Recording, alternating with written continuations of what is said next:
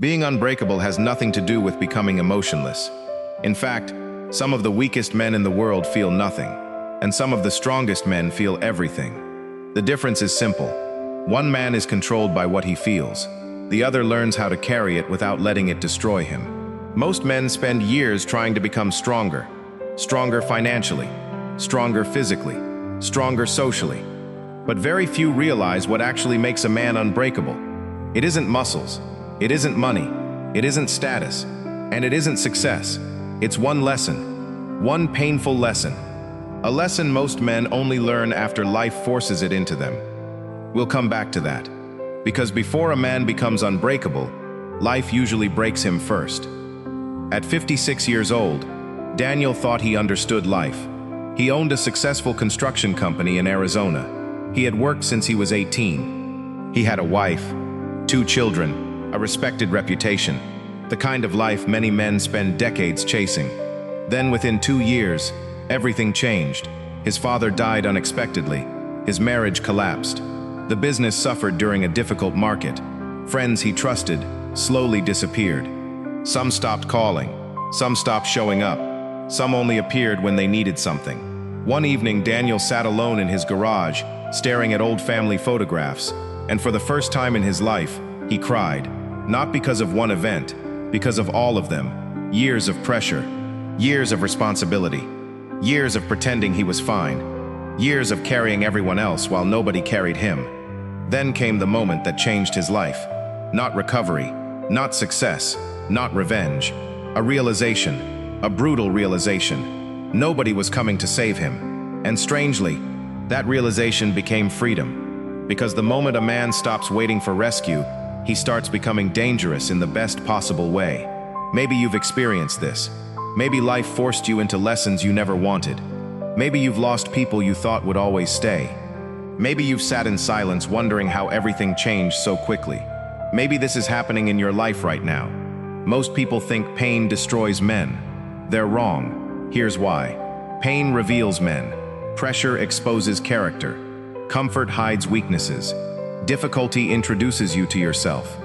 The man you become during suffering is often closer to your true self than the man you become during comfort. This creates the first conflict.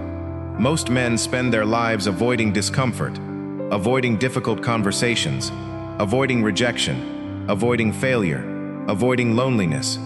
But avoiding pain has a cost, because the pain you avoid today often becomes the weakness that controls you tomorrow. The man who avoids rejection becomes controlled by approval. The man who avoids loneliness becomes controlled by company. The man who avoids failure becomes controlled by fear. Freedom begins where avoidance ends. Daniel slowly learned this. He stopped asking, "Why is this happening to me?" and started asking, "What is this teaching me?" That single question changed his future. The second conflict came from people, because suffering reveals relationships faster than success ever will. Some people disappeared, some became distant, some became uncomfortable around his struggle. That hurt. But it also revealed something important. Not everyone walking beside you is walking with you. Some people love your success. Very few people can sit with your pain. Maybe you've learned that lesson too. Maybe you've discovered that support often becomes quieter when life becomes difficult. Maybe you've realized that some people only love the version of you that required nothing from them. That realization hurts, but clarity often hurts before it heals. Then came the lesson that made Daniel unbreakable. Here is the pattern interrupt. The goal is not to avoid pain. The goal is to become someone pain cannot control. Read that again. Because many men waste years trying to build a life without suffering. That life doesn't exist. Loss will come. Failure will come. Aging will come. Disappointment will come. The question is not whether life will hurt you. The question is what kind of man you become after it does. This is where many men change forever, because eventually they stop asking life for fairness and start asking themselves for strength. They stop asking why me and start saying, use me. Use this pain. Use this setback. Use this failure. Turn it into wisdom, turn it into discipline, turn it into perspective. That is where resilience begins. Maybe you've already started this process. Maybe you're stronger than you realize. Maybe the hardest chapter of your life has been quietly preparing you for the best version of yourself. This is where Stoic wisdom quietly enters the room. Marcus Aurelius lost children, faced betrayal, faced war, faced political enemies, yet he reminded himself daily that events themselves are not what destroy us. Our judgment about them often does.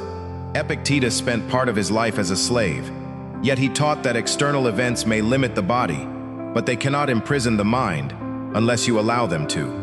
Seneca understood that difficulty is not evidence that life is against you. Difficulty is often training. The obstacle becomes the teacher. The wound becomes the lesson. The loss becomes the awakening. Stoicism was never about becoming cold. It was about becoming steady, calm under pressure, clear during chaos, strong without becoming hard. That distinction matters, because some men become bitter after suffering. Others become wiser. The difference is not the pain. The difference is the meaning they assign to it. The big payoff is this: a man becomes unbreakable the moment he understands that life cannot always be controlled, but he can. His response, his attitude, his discipline, his character, his choices, those remain his, always. One day, you stop fearing rejection. You stop fearing loneliness.